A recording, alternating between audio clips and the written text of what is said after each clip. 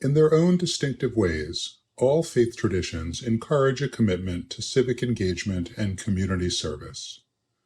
These brief reflections on peace, justice, and service from Jewish, Christian, Hindu, and Muslim scriptures could easily be multiplied with countless texts from these and other traditions.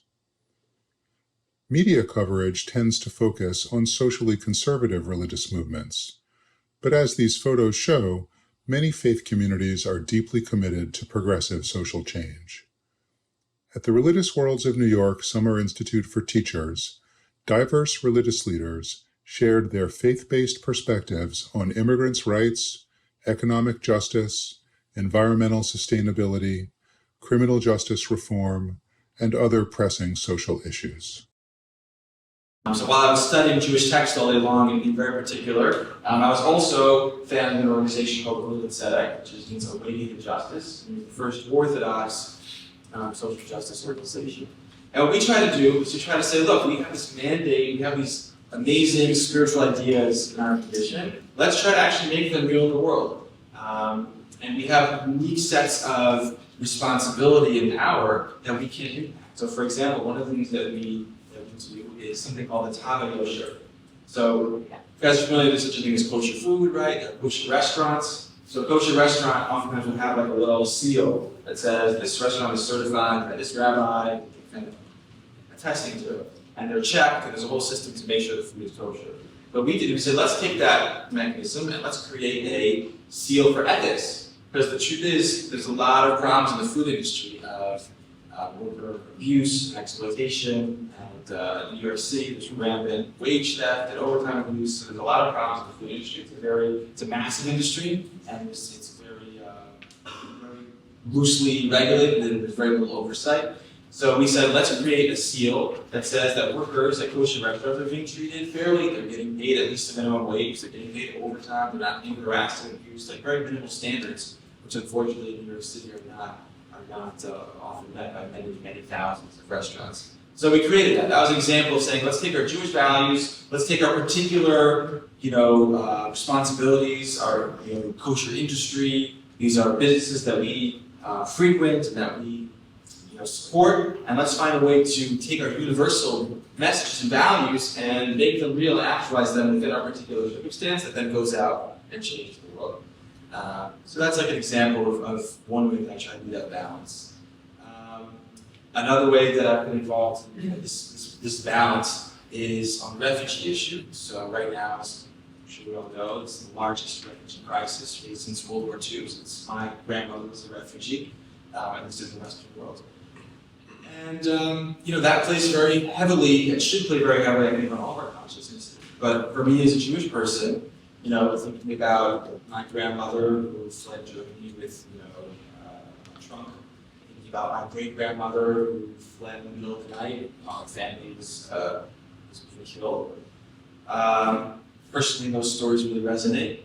Biblically, there are a lot of mitzvot, a lot of laws in the Torah, right? It says in the Torah you should keep Shabbat, it says in the Torah you should keep kosher.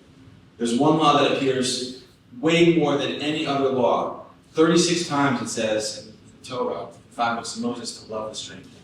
36 times. Way more than any other law. Shabbat, it's like maybe 7 or 8 times, kosher 3 times, 36 times love the stranger. So religiously, it's an imperative. It's like an obsession of the Torah, like love the stranger, 36 times.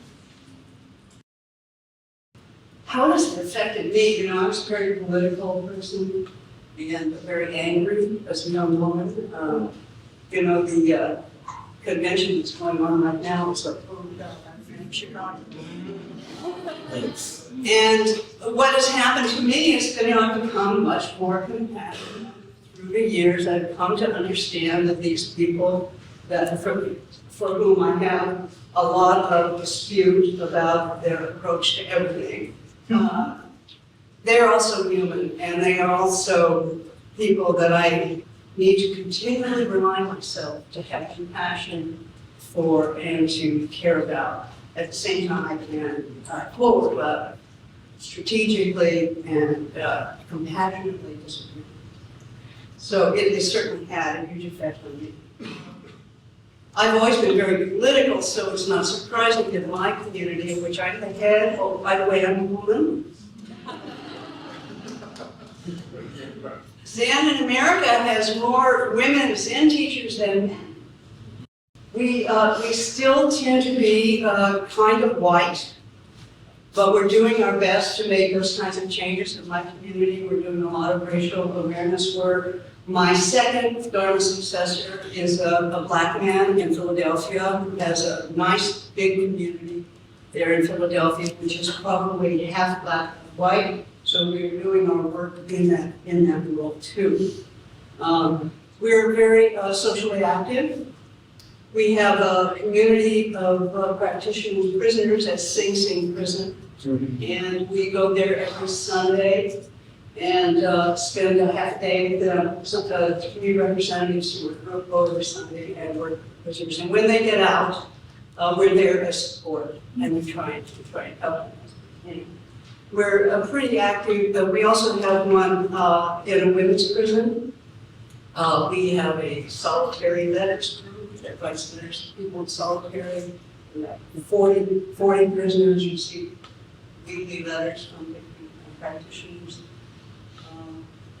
We're very much against the death penalty. We've done a lot of us to stand up about that, and particularly putting a lot of pressure on the governor. We stand outside this home petitioning for pardons for elderly prisoners, pardons for people who've been in prison for 30 and 40 years for drug offenses and so forth. I mean, it's just responsible in society doing that. So we have a very active social action. You don't have to be Catholic to work for Catholic Charities, and you certainly don't have to be Catholic to receive aid from Catholic Charities. And if you want to looking at kind of our vision and mission statement, I'm going to read the mission of Catholic Charities to you just briefly. We usually break this out in a much more substantial way, but we don't, in the 10 minutes, we don't have the time for that today, so I'm going to go through this fairly quickly. But the mission of Catholic Charities of the Archdiocese of New York is to seek to uphold the dignity of each person as made in the image of God by serving basic needs of the poor, the troubled, the frail, the oppressed of all religions. We collaborate with parishes as well as non-Catholic and Catholic partners to build a compassionate, just society. Through a network of administrative, sponsored, and affiliated agencies, Catholic Charities delivers, coordinates, and advocates for quality human services and programs touching on almost every human need. Now, what I always say is, I think that this is a very good mission statement. It's a very modern mission statement. But actually, the mission statement of Catholic Charities is kind of animated by a much older mission statement. And I always say that the older mission and vision statement that Catholic Charities tries to embody in the world is one that goes back about 2,000 years, and it goes back to the 25th chapter of Matthew. And in the 25th chapter of Matthew, Jesus' disciples gathered around him and they said, Master, they said, at the end of time, when we are all gathered in front of, God's glorious throne, what are we going to be judged on? And Jesus began to teach them. And then he said that the king or God will come to you and say, come, blessed my Father, to inherit the kingdom prepared for you. For I was hungry and you gave me food.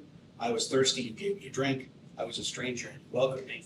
I was naked and you clothed me. I was ill and you cared for me. And I was prison and you visited me.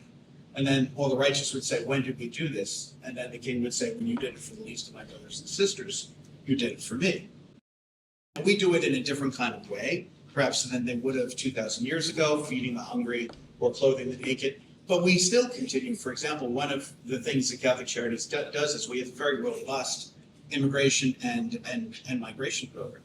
And sometimes, some parishioners will come, if you go out, you talk, and they'll say, why does Catholic Charities get involved with this issue? It's a polarizing issue.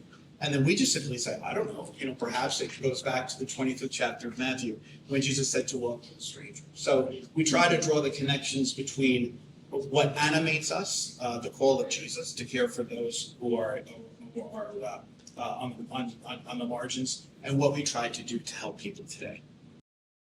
The work of Sadhana has been interesting. It's like I said, we're refugees, but we act in the name of social justice. So we've done so many different things, but our primary project is Project Bikhi is the goddess of the earth. She's Mother Earth. And a few years ago, there's a body of water, it's called Jamaica Bay Wildlife Sanctuary. And it is, in fact, a sanctuary for birds and a lot of the ecosystem that needs to be protected and so the entity is a federal property. It's run by it's overseen by the National Park Service. And over the course of many years, because of its proximity to the Indo-Caribbean population in South Ozone Park, and Mission Hill, because Hinduism requires, or a type of Hinduism does require water worship, where individuals go make offerings into a body of water, the Ganges being one, or our New York City Ganges, or for Indo-Caribbeans, is Jamaica Bay. Many Indo-Caribbeans flock to this body of water to do their worship. Problem is, when the scriptures were written, and when a lot of these rituals were written down, things like styrofoam, like aluminum pans, like all of those different non-biodegradable items were not what was used to worship. Now, they become the cheapest and most efficient, I guess, means of doing worship. So what we found in this local body of water is that there's tons of, for lack of a better word, litter, but it's tricky because litter is actually offerings that are being made with the best intentions, but being washed out ashore. And this is a bay, it's not like the ocean where it's carried out, it washes up offshore. So as a group, we noticed that this was actually a pretty big issue. And someone needed to talk about it and to be the advocate for Mother Earth, because so much of Hinduism really goes back to the elements and goes back to worshiping the earth.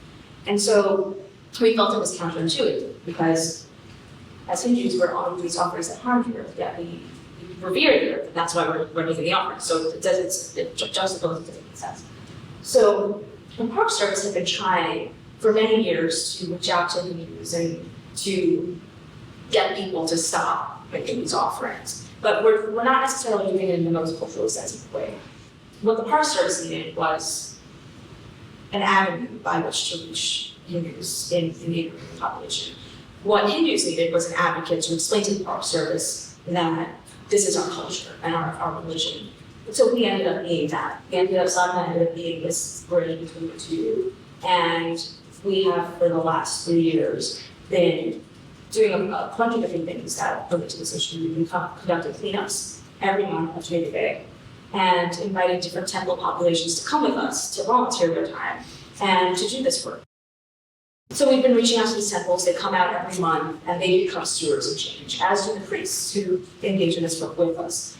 And then we've also been reaching out to the Park Service and explaining the reasons behind the tradition. And they have loosened up their policy such that, because they understand now the meaning behind the worship. That's not to say that we are not ourselves advocating for people to leave no trace behind, because it's actually a law that we can dispose of certain items in the bay. But it's been an interesting and continuing dialogue that we've been working on, and it's a very visual way of seeing the grassroots work that we're doing as activists, as Hindus. But like I said, not necessarily for Hindus, but for the world at large, and in this case, for Mother Earth.